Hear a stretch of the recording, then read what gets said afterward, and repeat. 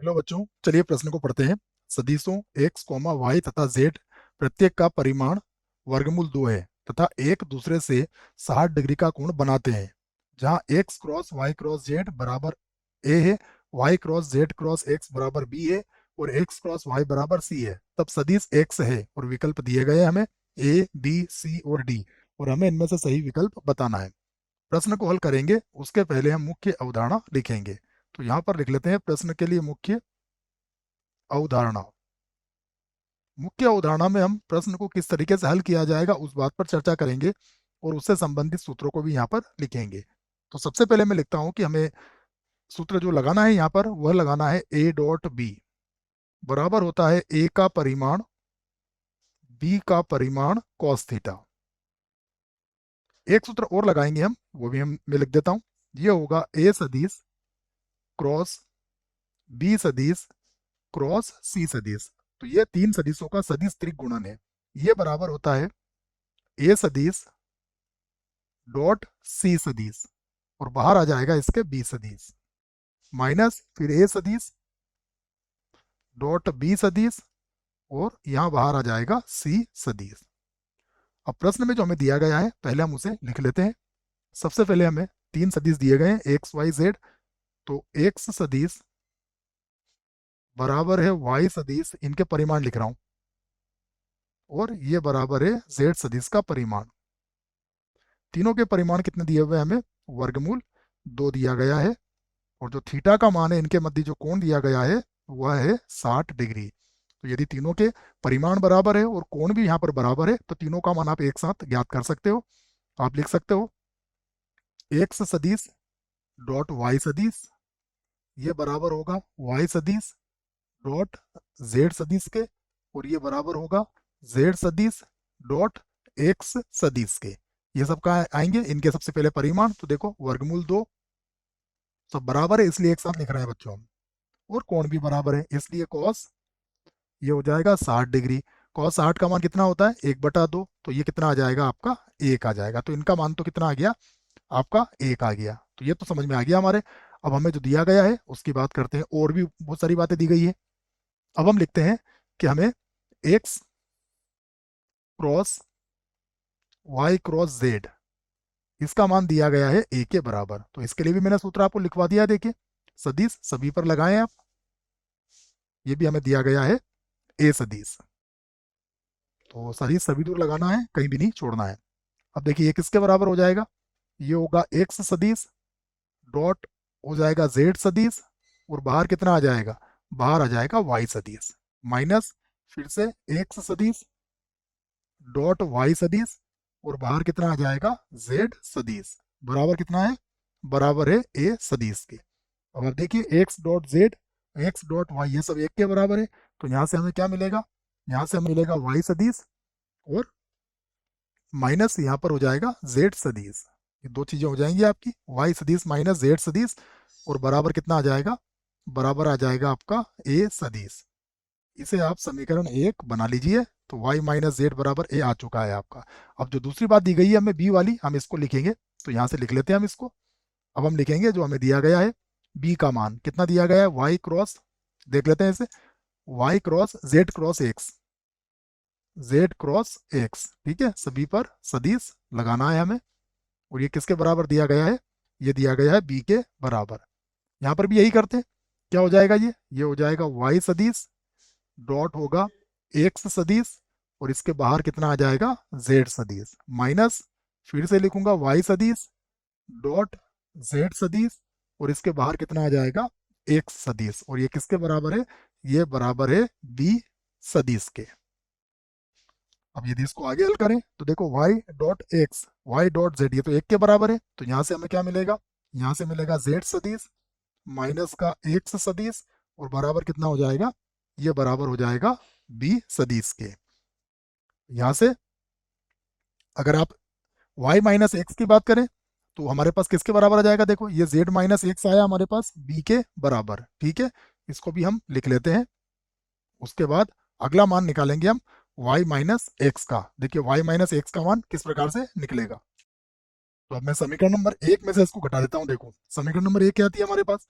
y minus Z Y सदिश minus Z सदिश, और इसमें से क्या घटा रहा हूं मैं, जो मेरे पास मान आया है, जैसा मैंने भी आपसे कहा था, जेड सदिश माइनस एक सदिश बराबर कितना हो जाएगा, देखो यहाँ पर कितना था, ए सदिश, तो ये लिख दिया हमने ए सदिश, और यहाँ पर कितना आ जाएगा, माइनस बी सदिश।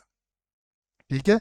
अब अगर आप इसको घटाते हैं तो यहाँ पर z से z, घटाने के बजाय बच्चों जोड़ लीजिए इसको, क्योंकि घटाने से तो ये z मिल रहा है, तो माफी चाहूंगा, यहाँ पर क्या करते हैं हम जोड़ लेते हैं बच्चों इसको, तो जोड़ने से क्या होगा कि z से z हमारा कट जाएगा। ठीक है, तो ये हम जोड़ लेते हैं, कोई बात नहीं। तो यहाँ पर z से z कट जाएगा, अब क्या मिलेगा हमें, हमें मिलेगा y सदिश माइनस का x सदिश बराबर क्या हो जाएगा, बराबर हो जाएगा a सदिश प्लस b सदिश के। ठीक है, तो इसे बना देता हूँ मैं समीकरण 2, इसे मैं समीकरण 2 बना देता हूँ। अब हमें एक बात और दी गई है, उसका भी उपयोग हमने अभी तक नहीं किया है। अब हम बात कर रहे हैं कि हमें c बराबर कितना दिया गया है, x गुणा y दिया हुआ है, या फिर x क्रॉस y बोल सकते हैं आप। तो यहां से मैं ज्ञात करूंगा मान x क्रॉस c का। अगर x क्रॉस c ज्ञात करूंगा तो कितना हो जाएगा, ये x क्रॉस, ये भी हो जाएगा x क्रॉस y। तो यहाँ से x क्रॉस c बराबर, यहाँ पर फिर से सूत्र लगा दूंगा, तो देखिए क्या बनेगा, ये बनेगा, है ना बच्चों, सब दूर सदिश लगाना है आपको, सभी सदिश में ही दिया गया है आपको, तो सदिश कहीं भी नहीं भूलें आप। मैं सभी दूर सदिश लगा देता हूं, देखो ये मैंने लगा दिए, तो एक सदिश हो गया, यहाँ पर डॉट हो जाएगा y सदिश, और उसके बाहर कितना आ जाएगा, x सदिश, माइनस फिर से होगा x सदिश डॉट x सदिश, और इसके बाहर कितना आ जाएगा, y सदिश। तो यहाँ से फिर से इसको एक बार लिख लेता हूं मैं, ये होगा x सदिश क्रॉस c सदिश। यहाँ पर देखिए x डॉट y हमें कितना दिया हुआ है, ये हमें दिया हुआ है, एक बार देख लेते हैं, ये हमारा 1 के बराबर है बच्चों, तो ये तो यहाँ पर तो आ जाएगा x सदिश, और उसके बाद ये हो जाएगा क्या, अगर आप देखें तो x, ये तो खुद के खुद का मापांक हो जाएगा बच्चों, मैं लिख देता हूँ, ये जो x सदिश डॉट x सदिश होगा, ये तो खुद का परिमाण बन जाएगा x का, और इसका वर्ग हो जाएगा, तो ये तो हमें वर्गमूल 2 दिया है, तो ये 2 बन जाएगा। अर्थ ये हुआ कि ये हो गया माइनस का 2 y सदिश के बराबर हो गया। हम चाहें तो इसे बना लेते हैं समीकरण नंबर 3। अब एक बार और c बराबर जो दिया गया है उसका उपयोग हम करने वाले हैं, तो यहाँ पर आप चाहो तो लिख भी सकते हो, पुनः पुनः देखो, c सदिश बराबर कितना है हमारे पास, x क्रॉस y, अर्थात एक सदिश क्रॉस y सदिश, ये दिया गया है हमें। अब हम यहाँ से y क्रॉस कर लेते हैं इसका दोनों पक्षों में, तो y सदिश क्रॉस c सदिश, यहाँ पर भी लिख दूंगा मैं y सदिश क्रॉस, और ये हो जाएगा x सदिश क्रॉस y सदिश। फिर से लिखते हैं हम, तो ये होगा y सदिश क्रॉस c सदिश बराबर, इसको भी हल कर लेते हैं, तो ये होगा y सदिश, उसके बाद हो जाएगा डॉट y सदिश, और बाहर कितना आ जाएगा, बाहर आ जाएगा x सदिश, माइनस फिर से होगा y सदिश डॉट हो जाएगा x सदिश, और उसके बाहर कितना आ जाएगा, y सदिश। फिर से लिखता हूं मैं इसे, तो y सदिश क्रॉस c सदिश बराबर, ये देखिए फिर से ये 2 के बराबर हो जाएगा, तो ये हो गया 2 x सदिश, और y डॉट x तो हमारा 1 के बराबर है, तो ये माइनस y सदिश हो जाएगा आपका, इसको लिख दिया मैंने माइनस y सदिश। इसे बना देता हूं मैं समीकरण 4। अब 4 में से 3 को घटा सकते हैं हम, देखो तो घटा लेते हैं, लिख देते हैं समीकरण 4 माइनस समीकरण 3। तो जब घटाएंगे तो देखो हमें क्या मिलेगा, यहाँ पर होगा y सदिश क्रॉस c सदिश, और माइनस हो जाएगा x सदिश क्रॉस c सदिश के, और बराबर, अगर यहाँ देखें तो ये है हमारे पास 2x सदिश माइनस का y सदिश, और इसमें से हम क्या घटा रहे हैं, देखो इसमें से घटाएंगे हम x माइनस 2y, अर्थात x सदिश माइनस का 2y सदिश, ये इसमें से हमने घटा लिया। यहाँ से हम चाहें तो इसको ऐसा भी लिख सकते हैं, इसे मैं लिख सकता हूँ y सदिश माइनस x सदिश, और क्रॉस लगा देंगे हम, वो लिख देंगे यहाँ पर c सदिश, लिख सकते हैं। उसके बाद इसको हल कर लेते हैं, देखिए इसको हल करेंगे तो 2x में से 1 जाएगा तो कितना बचेगा, x सदिश बचेगा, और ये प्लस का हो जाएगा, तो यहाँ मिलेगा हमें प्लस का y सदिश, ये मिल गया हमें, ये y माइनस एक्स क्रॉस सी सदिश हो गया बच्चों। अब y माइनस एक्स हमारा देखिए, y सदिश माइनस एक्स सदिश किसके बराबर था देख लेते हैं। y सदिश माइनस एक्स सदिश हमारा किसके बराबर आया था समीकरण नंबर 2 में, a सदिश प्लस b सदिश के। तो इसको हटा के क्या लिख लेता हूं मैं, इसको हटा के लिख देता हूं मैं a सदिश प्लस b सदिश, और क्रॉस कितना हो जाएगा, क्रॉस हो जाएगा c सदिश, बराबर कितना हो गया, बराबर हो गया x सदिश प्लस y सदिश।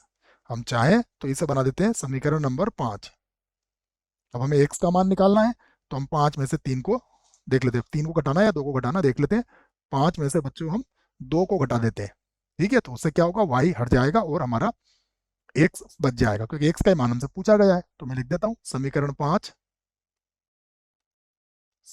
5 माइनस समीकरण 2 से, समीकरण 2 से तो घटाएंगे तो क्या मिलेगा हमें, देखिए यहां पर हो जाएगा हमारे पास a प्लस बी, लिख देता हूं मैं a सदिश प्लस b सदिश और क्रॉस c सदिश, और इसमें से क्या घटेगा, देखो समीकरण नंबर 2 में ये घट जाएगा हमारा समीकरण नंबर 2 में a सदिश प्लस b सदिश।